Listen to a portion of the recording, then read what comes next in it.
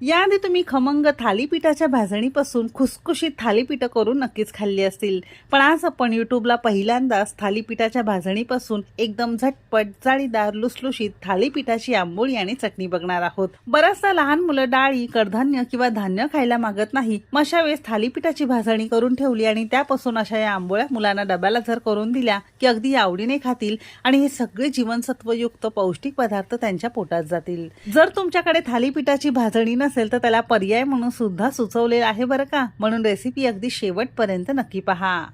चला तर मग वेळ न घालवता रेसिपीला सुरुवात करूया। तुमच्यासोबत 1 किलोच्या अचूक प्रमाणात खमंग खुसखुशीत दीड महिना टिकणारी थालीपीठाची खमंग भाजणी कशी बनवायची त्याची रेसिपी ऑलरेडी शेअर केलेली आहे।